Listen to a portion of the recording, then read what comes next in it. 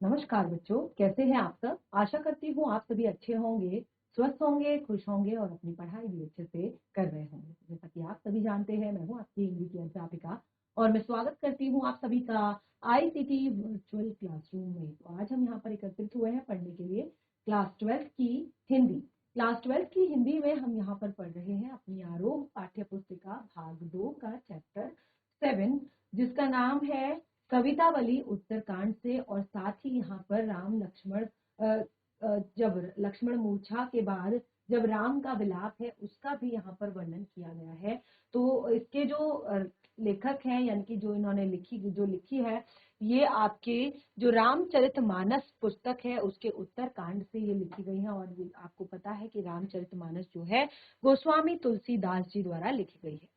और इसको हमने चैप्टर को काफी पहले अपना स्टार्ट कर दिया है और इसमें हमने काफी सारी चीजें पढ़ी हुई भी है। तो क्या कुछ पढ़ा है हमने एक बार उसको रिवाइज कर लेते हैं और फिर उसके बाद हम आगे इसको समझेंगे। तो देखिए, सबसे पहले हमने यहाँ पर पढ़ा था कि गोस्वामी तुलसीदास जी का जो जीवन परिचय है उनके बारे में हमने यहाँ पर पढ़ा कि उनका जन्म 1532 बांदा उत्तर प्रदेश जिले के राजापुर गांव में हुआ।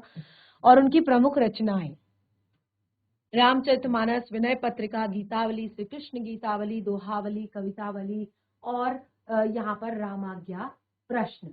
देखिए, ये सारी चीजें हमने पढ़ ली थी और उनके निधन के बारे में 1623 काशी में हुआ था। तो यहाँ पर बाकी चीजें ये मैंने आप लोगों से पढ़ने के लिए कहा था अपनी पाठ्य पुस्तिका से, जो जिसमें उनके यहाँ पर जीवन की बाकी चीजें लिखी हुई है, उनके बारे में चीजें लिखी हुई है, उनकी भाषा शैली लिखी हुई है और किस तरह से उनकी रचनाएं हैं, वो सारी चीजें बातें यहाँ पर लिखी गई है। तो जैसे आप देखेंगे यहाँ पर मैंने आपको बताया कि काफी सुंदर यहाँ पर सवैये दिए गए हैं और जो कवित्त और सवैये हैं, ठीक है। तो यहाँ पर जैसे मैंने आपको बताया कि विविध विषमताओं से ग्रस्त जो कलिकाल तुलसी का युगीन यथार्थ है, उसमें वो हमेशा कृपालु प्रभु राम जी के राम राज्य का स्वप्न रचते रहते हैं, हमेशा उसके बारे में सोचते हैं। और उन्होंने इस चीज का अपने जीवन पर गहरा बोध है और उसी की अभिव्यक्ति समकालीन कवियों में भी आगे देखने को मिलती है।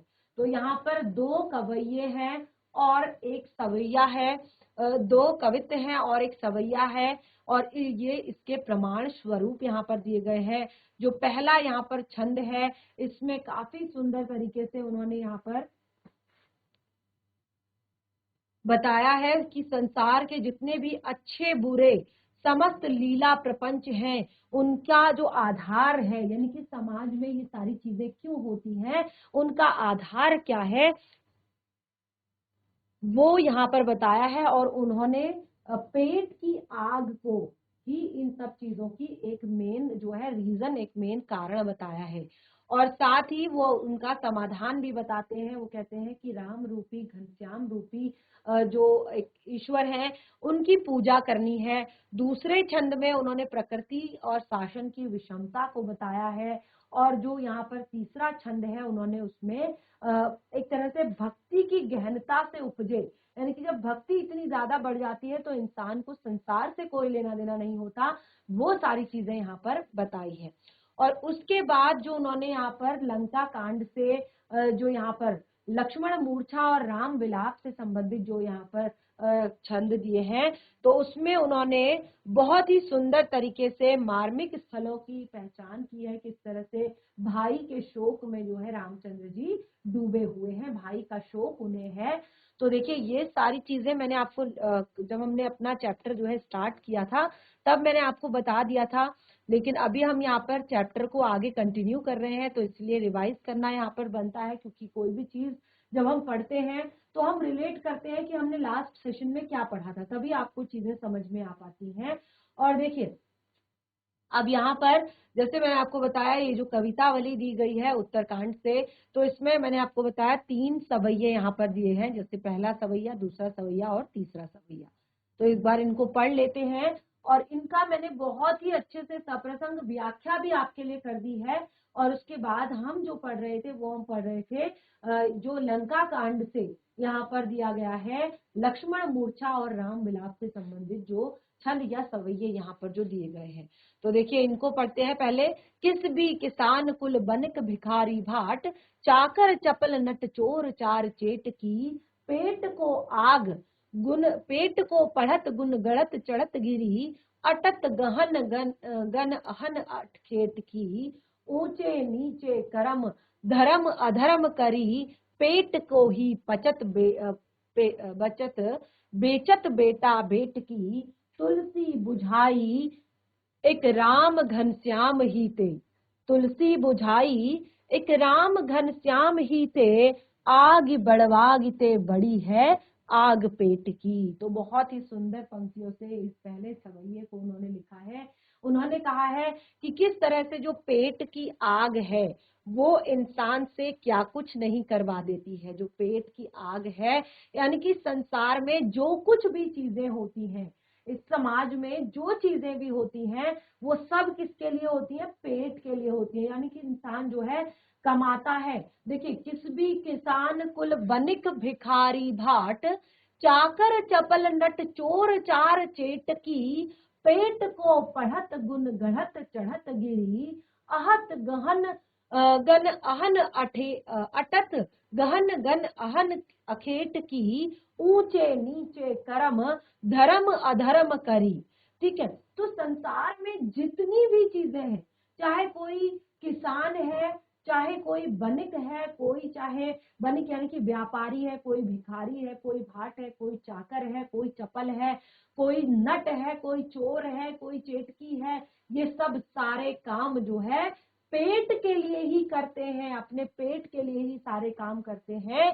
और गहन गढ़त चढ़त गिरी, कहते हैं पेट को पढ़त, ये पेट के लिए सारे काम करते हैं और पेट के लिए भी ये पहाड़ तक चढ़ जाते हैं। अटत गहन गन अहन अठे खेट की, ऊंचे नीचे करम धर्म अधर्म करी। संसार में जितने भी धर्म और अधर्म होते हैं, जितनी भी चीजें ये होती हैं, ये सब इंसान इसीलिए करता है। ऊंचे नीचे जितने भी कर्म करता है, अच्छे बुरे, पेट को ही पचत बेचत बेटा बेट की। कुछ लोग तो अपने पेट के लिए अपने बच्चों तक को बेच डालते हैं, अपने बच्चों तक को बेच देते हैं। तो तुलसी बुझाई राम ते घनश्याम ही, आग बढ़वागी ते बड़ी है आग पेट की। जिस प्रकार से वन में लगने वाली जो आग है वो बहुत ही भयंकर रूप धारण कर लेती है, तो बिल्कुल ये जो बड़वा अग्नि जो जंगल में लगी हुई आग है, उससे भी बड़ी आग है ये पेट की। और इसको बुझाने का, इसको कम करने का केवल एक ही तरीका है, राम और घनश्याम का भजन। क्योंकि जब हम भजन करेंगे, यानी कि जब हमारा मन जो है वो प्रभु भक्ति में लीन होगा, भगवान की भक्ति में लीन होगा, हमारा मन जब एकाग्र हो जाएगा, तो फिर पेट, ऐसा नहीं है कि भूख तब नहीं लगेगी, भूख तब भी लगेगी, लेकिन फिर हम इन सब कर्मों को नहीं करेंगे। यानी कि फिर हम संतोष से जिएंगे कि चल आज एक रोटी मिल गई तो एक में काम चला लेते हैं, कल दो मिल गई तो कल दो में काम चला लेंगे, तो फिर इतनी सारी चीजें समाज में नहीं होंगी। तो उसका एक ही उपाय है, तुलसी बुझाई एक राम घनश्याम ही से। एक ही रीजन है, एक ही इस आग को बुझाने का माध्यम है, वो है भगवान की भक्ति, रामचंद्र जी की, घनश्याम की, प्रभु की भक्ति एकमात्र उपाय है इस पेट की आग को कम करने का, बुझाने का। ठीक है, तो ये हमने पहले सवैये में पढ़ा था। दूसरा है, खेती न किसान को भिखारी को न भीख, बलि बनिक को बनिज, न चाकर को चाकरी, जीविका विहीन लोग सिद्धमान सोच, कहे एक एकन सो कहाँ जाय का करी। बेदहु पुराण कही लोकं बिलोकत, सांकरे सबे पे राम राम रे कृपा करी। दारिद दसानन दबाई दुनि दीन बंधु, दुरति दहन देखी तुलसी हा हा करी। तो देखिए यहाँ पर अब प्रकृति के बारे में कहा है कि किस तरह से जो प्रकृति है, एक तरह से ऐसा समय आ चुका है कि जब अकाल के कारण पूरी धरती जो है उसमें क्या हुआ है, एक तरह से सूखा पड़ गया है, पूरी धरती पर सूखा पड़ गया है। और जब देखिए, जब खान पान ही नहीं है, जब किसी के पास कोई काम धंधा ही नहीं है तो क्या करेगा। किसान को खेती न किसान को, किसान के पास खेती नहीं है, भिखारी को भीख नहीं है, क्योंकि कैसे भिखारी को भीख दी जाएगी, अब जिसके पास खुद अपने पेट के लिए खाने के लिए नहीं होगा तो वो भिखारी को कैसे भीख देगा। बनिज को बनिज, न चाकर को चाकरी। अब देखिए जब आदमी के पास खाना खाने के लिए नहीं है तो वो घर में नौकर कहाँ से रखेगा, ठीक है, तो वो घर में नौकर भी नहीं रख पाएगा तो किसी भी चाकर को कोई नौकरी नहीं मिलेगी। जीविका विहीन लोग सिद्धमान सोच बस, जीविका से विहीन हुए लोग बस ये विचार कर रहे हैं, ये सोच रहे हैं, कहे एक एकन सो, और एक एक से कह रहे हैं कि कहाँ जाएं और क्या करें। वेदहु पुराण कही लोकं बिलोकत, वेद पुराण कहते हैं कि इस संसार को देखो कि अभी तक जितने भी कभी भी कष्ट आए हैं, जितनी भी परेशानियां आई हैं, जितनी भी समस्याएं संसार में आई हैं, उनको ठीक करने के लिए उनका हल लेकर स्वयं भगवान आए हैं। कि कहते हैं वेदहु पुराण कही लोकं बिलोकत, वेद पुराण कहते हैं कि संसार को देखो, सांख रे सबे पर राम राम रे कृपा करी, कि भगवान जो है सब पर कृपा करते हैं, आप बस उन पर विश्वास बनाए रखिए, उन पर भरोसा रखिए। दरिद्र दसानन दबाई दुनि दीन बंधु, ये जो दसानन यानी कि जो एक तरफ से दरिद्रता रूपी जो रावण है, इसने सबको क्या कर दिया है, दबा दिया है। दुरति दहन देख तुलसी हा हा करी, और इस तरह से संसार को देखकर जो तुलसी है वो बहुत ज्यादा क्या हो रहे हैं, दुखी हो रहे हैं, परेशान हो रहे हैं। तो इस तरह से हमने दूसरा सवैया यहाँ पर पढ़ा और बहुत ही सुंदर था और काफी अच्छे से रिवाइज हमने कर लिया है। तीसरा सवैया देखिए बहुत ही सुंदर है। धूत कहो अवधूत कहो, राजपूतू कहो जोलाहा कहो, काऊ की बेटी सो न बेटा ब्याहब, काऊ की जाति बिगाड़ न सोऊं, तुलसी सरनाम गुलाम राम को, जाको रुचे सो कहे कुछ औ। मांगी के खैबो मसीत को सोइबो, मांगी के खैबो मसीत को सोइबो, लोभ को एक न देव को दो। बहुत ही सुंदर। यहाँ पर अब क्योंकि वो कहते हैं कि मैंने अपने आप को पूरी तरह से भगवान को समर्पित कर दिया है, मैंने अपने आप को पूरी तरह से मैं भगवान का हो गया हूँ, तो अब चाहे तुम मेरी कोई भी जाति बना लो, मेरा कोई भी धर्म बना लो, मुझे कुछ भी कह लो, क्योंकि अब मुझे कोई फर्क नहीं पड़ता, क्योंकि भगवान ने कभी किसी में भेद नहीं किया है। वो कहते हैं क्या मैंने कौन सा किसी की बेटी सोना बेटा ब्याहब, किसी की बेटी के साथ अपने बेटे का विवाह थोड़ी मैंने करना है। आपने देखा होगा, जैसे मैंने ये पहले भी बताया है कि हमारे यहाँ आज भी ये रिवाज है, ये एक रीति है कि जब भी कहीं पर शादी फिक्स हो रही होती है तो सबसे पहले लड़के का परिवार, उसका कुल खानदान, या अगर बहू लेकर आनी है तो बहू का परिवार, उसका कुल खानदान उसका देखा जाता है, ठीक है, क्योंकि किस परिवार से है, उसका परिवार देखकर उसका व्यवहार जो है निर्धारित किया जाता है। ये परंपरा अभी भी बनी हुई है।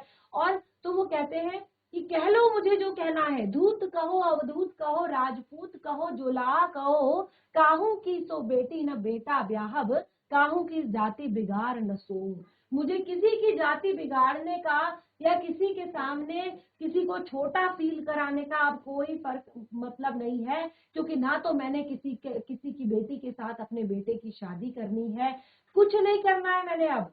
तुलसी सरनाम राम गुलाम को, गुलाम है राम को। वो कहते हैं मैं तो भगवान राम को का गुलाम हूँ, मैं तो भगवान राम का दास हूँ। जाको रुचे सो कहे कुछ और, जिसको जो कहना है, जिसको जो अच्छा लगता है वो कहो। मांगी के खैबो मसीत को सोई वो। अब देखिए यहाँ पर बहुत ही सुंदर तरीके से उन्होंने कहा है, मांगी के खैबो मसीत को सोई वो, कोई लालच नहीं, अगर कहीं से मांग कर कुछ मिल जाता है खाने के लिए तो वो खा लूंगा, मस्जिद में जाकर सो जाऊंगा, लेब को एक न देव को दो, ना किसी की एक लेनी, ना किसी को कोई दो देनी। यानी कि जब आपस में लेना देना ही नहीं है, जब आपस में कोई बातचीत ही नहीं है, तब फिर तुम चाहे मुझे कुछ भी कह लो, मुझे कोई फर्क नहीं पड़ता। तो इस तरह से तीसरे सवैये में बहुत ही सुंदर तरीके से उन्होंने ये बताया है कि किस तरह से जब व्यक्ति जो है पूरी तरह से भगवान को समर्पित हो जाता है तो फिर वो ये सारे पचड़ों में नहीं पड़ता, जाति धर्म भेद भाव इन सब चीजों को नहीं मानता, क्योंकि उसके अंदर की जो एक तरह से आत्मा है वो पूरी तरह से भगवान को समर्पित हो चुकी है। तो देखिए ये हमने यहाँ पर कंप्लीट किया था। उसके बाद हमने देखिए जो हमारे लंका कांड से लिया गया यहाँ पर दोहा है लक्ष्मण मूर्छा और राम विलाप। लक्ष्मण मूर्छा और राम विलाप से रिलेटेड तो देखिए यहाँ पर दोहा हमने पहले पढ़ा था, तब प्रताप उर राखी प्रभु जेहु नाथ तुरंत अस कही आय सुपाई पद बंदी चलऊ हनुमंत भरत बाहुबल सील गुण प्रभु पद देख प्रीति अपार मन महु जात सराहत पुनि पुनि पवन कुमार। तो देखिए मैंने ये आपको क्लियर किया था कि किस तरह से यहाँ पर जो हनुमान जी हैं जब लक्ष्मण को जो है एक तरह से जब लक्ष्मण को शक्ति लगी थी, जब मेघनाथ ने लक्ष्मण पर शक्ति बाण छोड़ा था तो लक्ष्मण को शक्ति लग चुकी थी और वो मूर्छित हो गए थे, और अगर कल सुबह सूर्योदय से पहले उनका इलाज नहीं किया गया, उनको दवाई नहीं दी गई तो उनकी मृत्यु भी हो सकती थी, क्योंकि धीरे धीरे जो उनकी शक्ति थी उसका असर जो है पूरे शरीर पर हो रहा था और लक्ष्मण मूर्छित पड़े थे। और उस समय जो हनुमान जी है वो संजीवनी बूटी लेकर आए थे। तो देखिए क्योंकि संजीवनी बूटी जब लेकर आए तो भरत ने ये देखा कि ये कौन आ रहा है भाई, इतना बड़ा पहाड़ उठाया, अब उनको संजीवनी बूटी तो मिली नहीं। उन्होंने क्या किया, वो पूरा पहाड़ ही हाथ पर उठाकर ले आए कि हे सुषैण वैद्य, मुझे नहीं समझ में आता कि इसमें से संजीवनी कौन सी है। तो वो पूरा पहाड़ उखाड़ कर ले आए। तो जब वो अयोध्या के ऊपर से गुजर रहे थे तो उस टाइम पे नीचे भरत ने उन्हें देखा और भरत ने तुरंत ही बाण मारा और फिर उन्हें नीचे गिरा दिया। और जब वो नीचे आए तो उन्होंने पूरी कहानी सुनाई और पूरी बात बताई। तो उसके बाद हनुमान जी और भरत जो है एक दूसरे के मित्र बन गए। और बाद में हनुमान जी जो है जब उन्होंने पूरे अच्छे एक तरह से सम्मान के साथ उनको विदा किया हनुमान जी को, तो उस टाइम पे पूरे रास्ते जो है भरत बाहुबल शील गुण प्रभु पद प्रीति अपार, भरत के बाहुबल, भरत का शील, भरत के गुण और प्रभु के पद अर्थात प्रभु के जो उनके पद जो रखे हुए हैं वहां पर उनके प्रति जो प्रीति है, उनके प्रति जो प्रेम है, वो देखते देखते वो रास्ते भर मन महु जात सराहत पुनि पुनि पवन कुमार, बार बार सराहना कर रहे हैं कि इतना बड़ा भी भक्त कोई किसी का हो सकता है, इतना कि जो पिछले 14 वर्ष से अपने हाथ में जो है उनकी खड़ाऊ लेकर गद्दी पर उनकी खड़ाऊ रखी है और उन्हीं खड़ाऊ की सुबह शाम सेवा करता है और अपने आप कुटिया में जाकर रहता है। तो ऐसा भी कोई कर सकता है, वो ये सराहना पूरे रास्ते करते जा रहे हैं। और वहां राम लक्ष्मण ही निहारे बोले बचन मनुज अनुसारी, और वहां जो है रामचंद्र जी लक्ष्मण को निहार रहे हैं। अर्ध रात गई कपि नहीं आया हूं, राम उठाई अनुज उर लाया हूं। और राम जो है बार बार अपने अनुज अपने छोटे भाई को उठाकर गले से लगा रहे हैं। कहते हैं सकऊं न दुखित देख मोई काऊं, बंधु सदा तब मृदुल सुबाऊं। जो तुम मुझे कभी भी दुखी नहीं देख सकते थे, मेरे लिए हमेशा तुम्हारा स्वभाव बहुत ही उदार था, बहुत ही प्रेम से भरा हुआ था। मम हित लाग तजेऊ पितु माता, मेरे लिए मेरे साथ चलने के लिए, मेरे साथ वन में आने के लिए तुमने माता पिता को तक त्याग दिया। सहे विपिन हिम आतम बाता, आतप बाता, और बहुत सारे कष्ट तुमने मेरे लिए सहे हैं। तो देखिए क्या कहते हैं, देखिए बिल्कुल इस तरह का दृश्य है।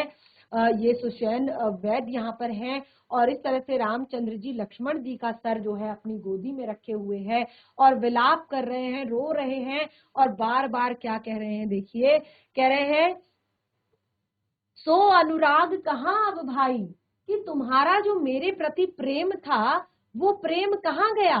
सो अनुराग कहाँ अब भाई, वो कहते हैं हे भाई तुम्हारा जो मेरे प्रति प्रेम था, अनुराग था, वो कहाँ गया। उठो न सुनी मम बच बिलकाई, तुम मेरा ये रोती हुई आवाज सुनकर भी नहीं उठ रहे हो। कहाँ गया तुम्हारा वो सब प्रेम मेरे प्रति जो था। जय जतनेऊ बन बंधु बछेऊ, पितु बचन मनतेऊ नहीं हूं। कि जैसे यहाँ पर तुमने मेरे लिए पितु वचन मनतेऊ नहीं हूं, यानी कि तुम्हें नहीं माननी चाहिए थी पिता की। अगर अगर मुझे पता होता, जय जनतेऊ बंधु बिछोऊ, कि अगर मैं जानता कि वन में आकर मेरा भाई मुझसे बिछड़ जाएगा तो मैं अपने पिताजी की बात कभी नहीं मानता, मैं वन कभी नहीं आता, अगर मुझे पता चल जाता कि वन में आकर ये सब होने वाला है। सुत बित नारी भवन परिवारा, होई जाए जग बार ही बारा। सुत बित नारी भवन परिवारा, संसार में इंसान को सब कुछ दोबारा मिल जाता है, होई जाए जग बार ही बारा, बार बार मिल जाता है। अस विचार जिय जागऊ ताता, मिलई न जगत सहोदर भ्राता। ये विचार करके हे भ्राता तुम जग जाओ, उठ जाओ, क्योंकि संसार में धन दौलत रुपया पैसा महल और कोई भी स्त्री दोबारा मिल जाती है, लेकिन हे त्रात जो भाई होता है, मिल ही न जगत सहोदर भ्राता, तुम्हारी तरह जो एक अच्छा भाई है ये मिलना बहुत ज्यादा कठिन हो जाता है, दोबारा ऐसा भाई मिलना बहुत कठिन होता है। जथा पंथ बिन खग अति दीना, जिस प्रकार पंखों के बिना खग यानी कि जो पक्षी है वो बहुत ही दीनहीन है। अब देखिए जिस पक्षी के पास पंख नहीं है क्या स्थिति होगी उसकी। तो जथा पंख बिनु खग अति दीना, मणि बिनु फनी करीब कर हीना। और मणि के बिना सर्प जो है हीन है, बेकार है। असमम जीवन बंधु बिनु तोई, इसी प्रकार हे भाई तुम्हारे बिना मेरा जीवन जो है कुछ नहीं है, बिल्कुल खाली है। जे जड़ जैव जियो जियाओ हो मोई। और तुम फटाफट अगर मुझे जिंदा देखना चाहते हो तो फटाफट उठ जाओ। जहऊ अवध कवन मोहलाई, अब मैं अयोध्या किस मुंह से वापस जाऊंगा, क्या मुंह लेकर वापस जाऊंगा मैं अयोध्या। जयऊ अवध कवन मुंह लाई, नारी हेतु प्रिय भाई गवाई। क्या लोग क्या कहेंगे मुझे कि अपनी पत्नी के कारण अपनी पत्नी के कारण इसने अपने प्रिय भाई को गवा दिया, किस मुंह से मैं अयोध्या जाऊंगा, क्या मुंह लेकर मैं अयोध्या जाऊंगा। तो वो इस प्रकार बार बार रो रहे हैं और कह रहे हैं बरु अपजस सहते जग माही, नारी हानि विशेष क्षति नाही। वो कहते हैं कि मैं ये अपजस कि मैंने अपनी नारी का ध्यान नहीं रख पाया, मैं अपनी पत्नी का ध्यान नहीं रख पाया, मैं अपनी पत्नी को एक तरह से सुरक्षा नहीं दे पाया, ये मैं एक तरह से ये अपजस में सह लूंगा, क्योंकि नारी हानि विशेष क्षति नाही, क्योंकि एक नारी की हानि होना विशेष क्षति नहीं है। अब अपलोक शोक सुत तोरा, सही ही निठुर कठोर उर मोरा। कि अब जो है अपलोक शोक सुत तोरा, सह ही निठुर कठोर उर मोरा। कि तुम तो इतने ज्यादा निठुर कभी नहीं थे, तुम इतने ज्यादा कठोर कभी नहीं थे, वो भी मेरे लिए। तुम तो बहुत ही दयालु, बहुत ही ममतालु, बहुत ही प्रेम करने वाले थे, तो तुम इतने निष्ठुर कैसे हो गए। निज जननी के एक कुमारा, तुम अपनी माँ के इकलौते बेटे हो। निज जननी के एक कुमारा, तुम अपनी माँ के इकलौते बेटे हो। तात तास तुम प्राण आधारा, और हे तात तुम उनके प्राणों का आधार हो। देखिए हर माँ के लिए उसका बच्चा जो है उसके प्राण का आधार होता है। माँ अपने बच्चे से बहुत प्रेम करती है। और इस तरह की बातें जब वो अपने बच्चे के बारे में सुनेगी तो क्या स्थिति होगी उनकी। तात तास तुम प्राण आधारा, उनके प्राणों का आधार हो। अगर ये सारी बातें उन्हें पता चल गई तो शायद उन्हें भी कुछ ना हो जाए। कहते सौ पसी मोहि तुम ही गह पानी, उन्होंने तुम्हें मुझे सौंपा था। जब मैं वन आ रहा था तो उन्होंने तुम्हें मुझे सौंप दिया था। सब विधि सुखद परम हित जानी, और ये सोचकर कि तुम्हारे साथ अगर मैं हूं, यानी कि तुम अगर मेरे साथ हो तो मेरे पुत्र को कुछ नहीं हो सकता, मेरे पुत्र का कोई बाल भी बांका नहीं कर सकता अगर राम उसके साथ है। ये सोचकर तुम्हारी माँ ने तुम्हें मेरे साथ भेजा था।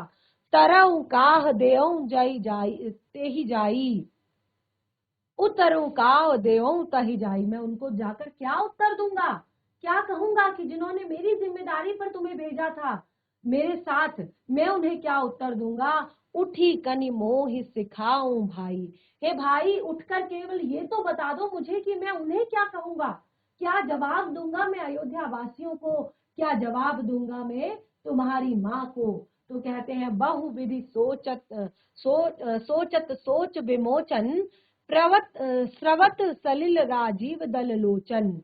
बहुत विधि सोचत सोच विमोचन, सत्रहु सलिल राजीव दल लोचन। उमा एक अखंड रघुराई, उमा एक अखंड रघुराई, नर गति भगत कृपाल दिखाई। तो देखिए यहाँ पर उनको ये सारी अलग अलग तरह से वो ये सारी बातों को सोच रहे हैं, अलग अलग तरीके से वो इन सब चीजों को सोच रहे हैं और क्या कर रहे हैं, आंसू बहा रहे हैं, उनके आंसू आ रहे हैं, वो रो रहे हैं।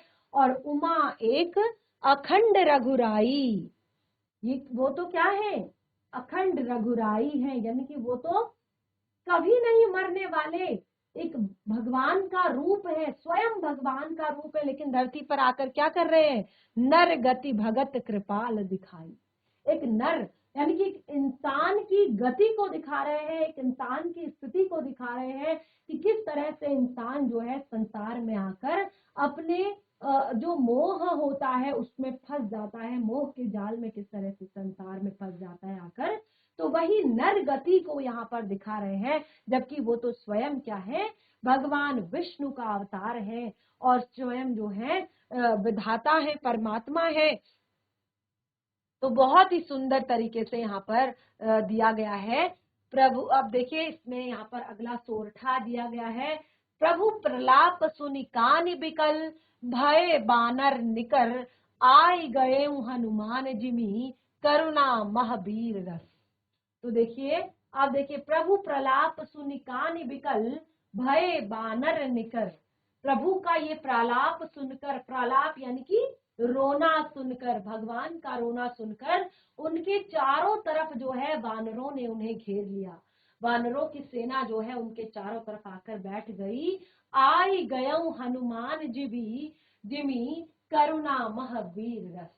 और तुरंत हनुमान जी जब आए तो उस करुणा भरे दृश्य में जो करुणामय जो रस चल रहा था उसमें वीर रस की उत्पत्ति हो गई, वीरता का की एक तरह से बात होने लगी। रामचंद्र जी जो है खुश हो गए, रामचंद्र जी जो है बहुत प्रसन्न हो गए। तो देखिए यहाँ पर क्या कहा है आगे, हर सी राम भेटाऊं हनुमाना। अब देखिए जिस तरह से रामचंद्र जी विलाप कर रहे थे तो सभी जितने भी वानर थे वो वहां पर जाकर इकट्ठे हो गए, वो उनके साथ बैठ गए और तभी हनुमान जी वहां पर पहुंच गए। और अब देखिए वो करुण रस में वीर रस आ गया। हरसि राम भेटाऊं हनुमाना, हर्ष यानी कि खुशी के साथ, भेटाऊं यानी कि भेटे हनुमान जी को। अब राम ने बड़ी खुशी के साथ हनुमान जी को जो है जाकर गले लगा लिया। अति कृतज्ञ प्रभु परम सुजाना। और उस टाइम पे वो बहुत ज्यादा अपने आप को कृतज्ञ, अपने आप को बहुत ज्यादा हनुमान जी का उपकारी समझ रहे हैं कि हनुमान जी ने उन पर बहुत बड़ा उपकार किया है, बहुत बड़ा एक तरह से उनको कृतज्ञ यहाँ पर बना दिया है। कहते हैं तुरंत वैद तब कीनी उपाई, और तुरंत जो है वैद्य जी ने उपाय करना शुरू कर दिया। तुरंत वैद्य तब कीनी उपाय, और तुरंत वैद्य जी ने उपाय करना शुरू कर दिया क्योंकि सूर्योदय होने ही वाला था। और तुरंत वैद्य जी लग गए अपनी दवाई बनाने में और उन्होंने फटाफट वो दवाई पिला दी लक्ष्मण जी को। उठी बैठी लक्ष्मण हरसाई, और लक्ष्मण जी भी तुरंत उठकर बैठ गए। जैसे ही दवाई का असर उन पर हुआ, जैसे ही संजीवनी बूटी का असर उन पर हुआ, अब देखिए जिसका नाम ही संजीवनी है, ठीक है, तो उसका असर जब हनुमान जी पर हुआ, लक्ष्मण जी पर हुआ, तो लक्ष्मण जी तुरंत ही उठकर बैठ गए और मुस्कुराने लगे। हृदय लाय प्रभु भेटऊं भ्राता। और हनुमान जी जो है, जब लक्ष्मण जी जो है जब उठकर बैठे तो रामचंद्र जी ने तुरंत अपने भाई को अपने हृदय से लगा लिया, अपने गले से लगा लिया और अपने भाई से बहुत अच्छे से भेंट की, बहुत अच्छे से उन्हें प्रेम किया। जेहि विधि हर से सकल भालु कभी भ्राता, और सभी जितने, तो देखिए क्या कहा है, हर से सकल भालु कभी कपि भ्राता। तो जितने भी वहां पर भालू थे, बंदर थे, यानी कि रामचंद्र जी की सेना में जितने भी लोग थे, ठीक है ना, वो सब बहुत ज्यादा खुशी से, हर्ष से मुस्कुराने लगे। बहुत ही सुंदर ये उस समय का दृश्य था, जब लक्ष्मण जी जो है पुनः मूर्छा उनकी खुल गई थी, वो होश में आ गए थे और रामचंद्र जी के साथ उनका मिलन हो गया था। तो इस तरह से हमने यहाँ पर काफी अच्छे तरीके से अपने इन दोहों को पढ़ा, और बहुत ही सुंदर तरीके से यहाँ पर इसको मैंने एक्सप्लेन करने की कोशिश की, और मैं आशा करती हूँ कि आप लोगों को ये समझ आया होगा। कोई भी डाउट यदि हो तो उसे नेक्स्ट सेशन में जरूर क्लियर करें। और साथ ही इसकी सप्रसंग व्याख्या, जो देखिए यहाँ तक जो इससे पहले का जो पार्ट था उसे हमने पहले आपको क्लियर किया है, यहाँ तक का पार्ट, और उसके बाद का जो हमारा ये पार्ट है इसकी सप्रसंग व्याख्या हम करेंगे अपने नेक्स्ट सेशन में। तो आज जितना पढ़ा है इसको घर पर रिवाइज करें। तब तक के लिए धन्यवाद। आपका दिन शुभ।